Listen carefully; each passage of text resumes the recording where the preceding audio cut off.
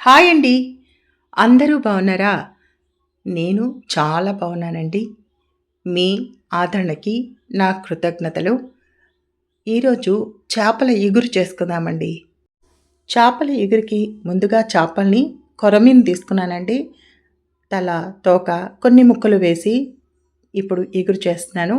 ముందుగా శుభ్రంగా కడుక్కొని తర్వాత పసుపు, ఉప్పు వేసి శుభ్రంగా కడిగి పసుపు, ఉప్పు, కారం వేసి నిమ్మకాయ రసం కూడా పిండానండి. ఒక చెక్క నిమ్మకాయ రసం పిండితే పులుపు పట్టిద్దని 1 అవర్ పక్కన పెట్టుకున్నాను. ఇప్పుడు సన్నగా తరుక్కున్న ఉల్లిపాయలు, పచ్చిమిర్చి, కొత్తిమీర, కరివేపాకు తీసుకున్నానండి. ఇవి సన్నగా ఎంత సన్నగా అయితే అంత సన్నగా కట్ చేసుకోండి, బాగుంటుంది. ఇప్పుడు మసాలా ప్రిపేర్ చేసుకుందాం. ముందుగా ఎండు కొబ్బరి తీసుకుందామండి. హాఫ్ చెక్క తీసేసుకున్నాను, బాగుంటుంది గుజ్జు. దాంట్లోకి దాల్చిన చెక్క, లవంగాలు వేసానండి. ధనియాలు తీసుకున్నాను. ఇవన్నీ మనం ముద్దలాగా పేస్ట్ చేసుకుందామండి. చేసుకొని పక్కన పెట్టుకుందాం. ఇప్పుడు మిక్సీ చేసుకుందాం. మనం చాలా రకాలుగా చేసుకుంటాం కదండి ఈ చేపల్ని. పులుసు చేసుకుంటాం, కూర చేసుకుంటాం, ఇగురు చేసుకుంటాం, వేపుడు చేసుకుంటాం. ఇట్లా రకరకాలుగా చేసుకుంటాం. ఇప్పుడు పలావులు కూడా చేస్తున్నారండి. కాబట్టి ఈరోజు నేను చేసేది ఇగురండి. కమ్మగా ఉంటుంది, పిల్లలు కూడా ఇష్టంగా తింటారు. మనం ఈ మసాలాని చక్కగా మెత్తగా గ్రైండ్ చేసుకొని పక్కన పెట్టుకోవాలండి. దాన్ని తర్వాత మనం వేపించుకుందాం. చూసారా, ఈ విధంగా మనం మసాలా ప్రిపేర్ చేసుకొని పక్కన పెట్టుకోవాలి. చూడండి ఇంత బాగా వచ్చింది. ఇప్పుడు నూనె వేడి చేసుకొని ఉల్లిపాయలు, పసుపు వేసి బాగా వేయించుకుందామండి. అప్పుడే కూర చాలా టేస్ట్గా వస్తుంది. ఎంత బాగా వేగితే ఉల్లిపాయ అంత బాగుంటుంది. గుజ్జు కూడా ఇదే కదండి. మనం కొబ్బరి పేస్ట్ చేసాం, అదే ఇది కలిపి గుజ్జు వస్తుంది. ఇక చింతపండు అంటూ వాడలేదండి. ముందుగా మనం ముక్కల్లోకి మాత్రం నిమ్మకాయ ఒకటి పిండాను. కొంచెం ముక్కకి పులుపు పట్టిద్దని, చవదనం లేకుండా ఉంటుందని చెప్పేసి.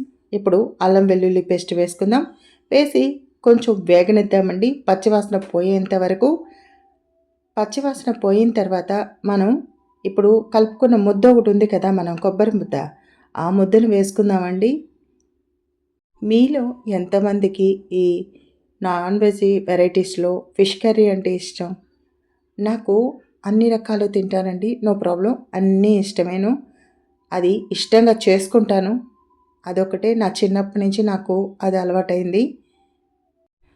ఈ ఫిష్ కర్రీ అయితేనే చాలామందికి మంచిదండి. హార్ట్ పేషెంట్లు అయినా సరే నాన్ వెజ్లో ఇది బెటర్ ఆప్షన్. అందుకని ఫిష్ని ఎక్కువగా వండుకోండి. తినని వాళ్ళు వాళ్ళకి నచ్చిన విధంగా వేయించుకోను, లేకపోతే కూర చేసుకోను, పులుసు చేసుకోనో తినండి. ఇప్పుడు ఈ ముద్దను కూడా పచ్చివాసన పోయేంత వరకు వేయించుకుందామండి. చూసారా, ఇప్పుడు కారం, ఉప్పు, కరివేపాకు, పచ్చిమిర్చి వేసి వేపుకుందామండి. వేపుకొని కొంచెం వాటర్ పోసుకుందాం, మరీ ఎక్కువ వద్దండి. కొంచెం ఈ చేప పట్టుకోవడానికి వీలుగా ఉండేట్లుగా కొంచెం పోసుకుందాం ఫస్ట్. తర్వాత మళ్ళీ నీళ్ళు పోసుకుందామండి. ఇప్పుడు ఇది ఉడికింది కదండి. ఇప్పుడు మనం నానబెట్టుకున్న చేపల ముక్కలు ఉన్నాయి కదా, మ్యారినేట్ చేసుకొని పెట్టుకున్నవి, అవన్నీ చక్కగా పేర్చుదామండి. అప్పుడే మసాలా ఫిష్కి పడుతుందండి. నెమ్మదిగా వేయించుకోవాల్సి వస్తుందండి. ఒక్కొక్కటి తిరగేసుకోవాల్సి వస్తుంది. చూడండి, జాగ్రత్తగా పెట్టుకోండి. చక్కగా పెట్టుకొని ఆ మసాలా ఉడికేంతకరు సిమ్లో పెట్టి నెమ్మదిగా వేయించుకోండి. అప్పుడే మొక్కకి మసాలా పడుతుంది, టేస్ట్ అద్భుతంగా ఉంటుంది. చాప్ ముక్కలు మొత్తం పెట్టుకున్నాక సిమ్లో వదిలేయాలండి. ప్రతి 3 నిమిషాలకు ఒకసారి చేపని గరిటతో నెమ్మదిగా తిప్పివేయాలి. అప్పుడే చేప మొత్తం ఉడుకుతుందండి, మసాలా పట్టుకుంటుంది. చూసారు కదా, మొత్తం ఫిషెస్ అంతా పెట్టేసుకోవాలండి. నేను 1.5 కిలో చేప తీసుకున్నానండి, అందుకనే సైజు ఈ విధంగా ఉంది. వేపుడుకి మిగతా ముక్కలుంచి ఈ తల, తోక, 4-5 మధ్య ముక్కలు వేసి వండుతున్నాను. సూపర్ యమ్మీగా వచ్చిందండి. పిల్లలు కూడా ఇష్టంగా తింటారండి. కాకపోతే మనం జాగ్రత్తగా పెట్టాలి. వాళ్ళకి తెలియదు కదండి ముళ్ళు ఉంటాయని, ఎలా తినాలో తెలియదు. అందుకోసం కొరమీను కాబట్టి పెద్ద ముళ్ళే ఉంటాయండి. బోర్ కొట్టిస్తున్నానండి.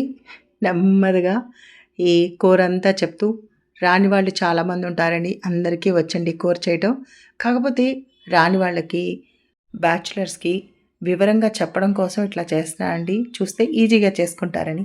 అంతే.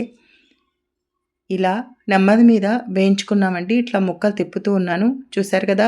ముక్కకి మసాలా బాగా పడుతుంది. ఇట్లా నెమ్మదిగా చేసుకోవాలండి. లేకపోతే ముక్క ఇరిగిపోతది. బాగా వేగిన తర్వాత రెండు వైపులా చేప ఇప్పుడు తగినన్ని నీళ్లు పోసుకుందామండి. అప్పుడు చేప బాగా ఉడుకుతుంది.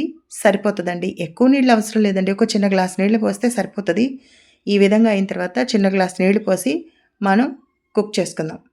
అంతేనండి. ఎంతో రుచిగా ఉండే ఫిష్ కర్రీ అయితే రెడీ అండి. ఇగురు అనొచ్చు, కర్రీ అనొచ్చు. వీరేన్ వైఫ్ ఛానల్‌ని లైక్ చేసి, షేర్ చేసి, సబ్స్క్రైబ్ చేసుకోండి. ప్లీజ్ అండి. మీ సపోర్టు నాకు కావాలండి. మీ అందరి ఆదరాభిమానాలు ఉంటేనే నేను ముందుకు వెళ్ళగలుగుతాను. మీ వీరంజ్యోతి నల్లమోతు. చూసారా? మొక్క ఉడికింది, దగ్గర పడిందండి. ఇప్పుడు కొత్తిమీర వేసేసుకొని దించేయడమేనండి. మనకి కావాల్సినంత కొత్తిమీర వేసుకోవచ్చండి దీంట్లోకి. బావుంటుంది. మసాలా కర్రీ కదా! అద్భుతంగా ఉంటది. ప్లీజ్ సబ్స్క్రైబ్ అండి. లైక్ చేయండి. సబ్స్క్రైబ్ చేసుకోండి. మీ అమూల్యమైన కామెంట్‌ని నాకు పెట్టండి.